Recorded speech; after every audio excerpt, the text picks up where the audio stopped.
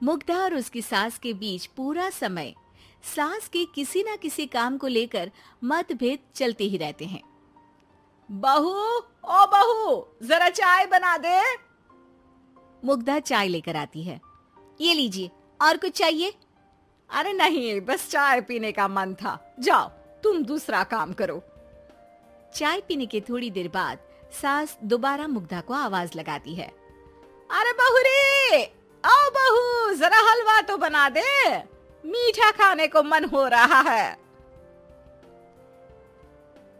इसी तरह मुग्धा की सास पूरा समय कोई ना कोई काम बताकर उसे रसोई से बाहर तक निकलने नहीं देती।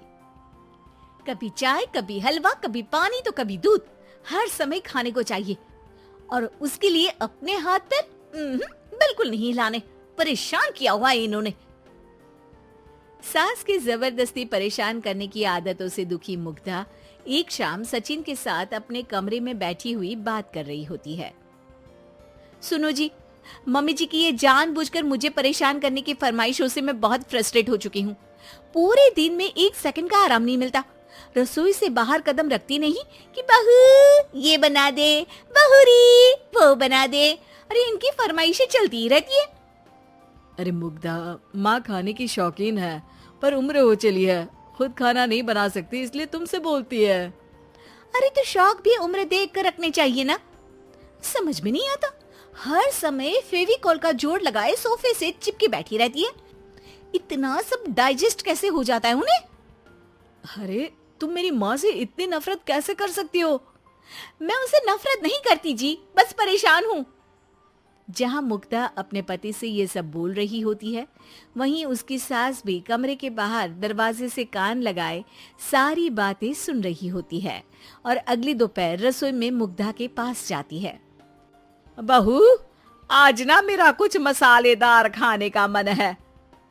तो चाय बना दो, मुझे बहुत पसंद है। अरे ना, ऐसा कर लिट्टी चोखा बना ले। और हाँ, जितना मसाला बातों में मिलाकर पति को सुनाती हो ना, सब्जी में भी वैसे ही डाला करो, खाना स्वादिष्ट बनेगा।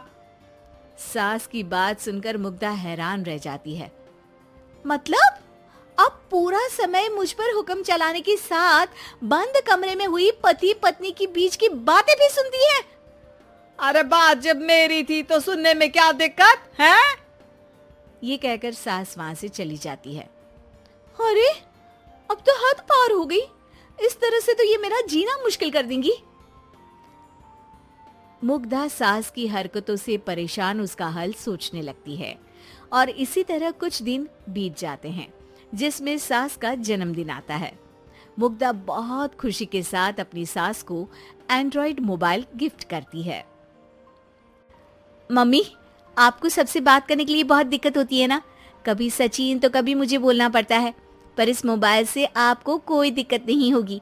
एक जगह बैठे बैठे बहुत कुछ कर सकती हैं अब आप।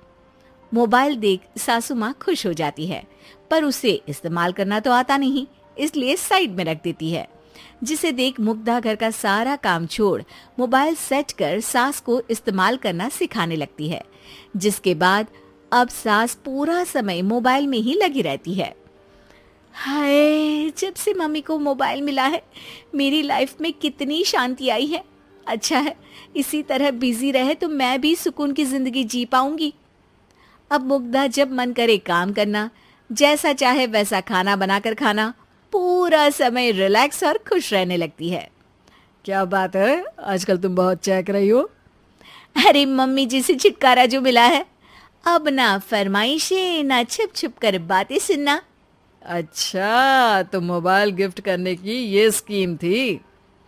इसी तरह दिन बीतते हैं और अब मोबाइल पर लगी सास फरमाइशों की जगह सवालों के लिए बहू को आवाजें लगाना शुरू कर देती है। अरे बहू सुन तो, देख जरा किसी का फोन क्यों नहीं मिल रहा? रिचार्ज खत्म हो गया है, पर अभी 4 दिन पहले ही तो मैंने किया था, इतनी जल्दी कैसे खत्म हो गया? अरे मैंने कल तेरी कनाडा वाली मौसी सास से 3 घंटे बात की थी ना। क्या? इतना महंगा तो मोबाइल भी नहीं आया जितना महंगा इसका रिचार्ज पड़ रहा है। इसके बाद तो जैसे मुग्धा के दिन के 24 घंटे में से 20 घंटे सास के पास उनके मोबाइल रिलेटेड प्रॉब्लम सॉल्व करने की ड्यूटी ही बन जाती है। अरे मुग्धा, ये मोबाइल में अचानक तेरी मौसी सास की शक्ल क्यों दिखने लगी? और ये तो हिल भी रही है। मम्मी, ये गूगल डुओ का वीडियो कॉल है। इसमें आप बात करने के साथ एक दूसरे की शक्ल भी देख सकती हो। अच्छा, ये तूने मुझे पहले क्यों नहीं बताया? अब बताने के लिए पहले नहीं बताया।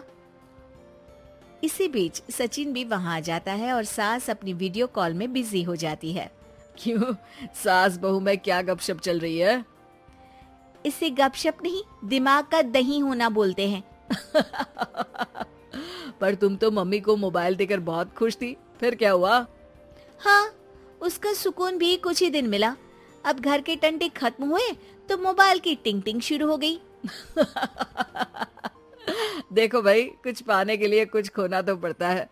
आखिर तुमने मोबाइल अपने फायदे के लिए ही तो दिया है, तो फिर सवालों के जवाब भी देने पड़ेंगे, क्योंकि जब तक उनके हाथ में ये फुंथरू रहेगा, तुम्हारी लाइफ में प्राइवेसी और सुकून रहेंगे। कहने का मतलब है अगर इससे प्यार बढ़े तो दाग अच्छे हैं। अरे मुझे पहले दिन से ही पता है मोबाइल किस मकसद से दिया गया है। भूलो मत, इससे पहले मैं बातें ही सुनती थी। सास की ये बात सुनकर मुग्धा शॉक में और सचिन हंसता रह जाता है।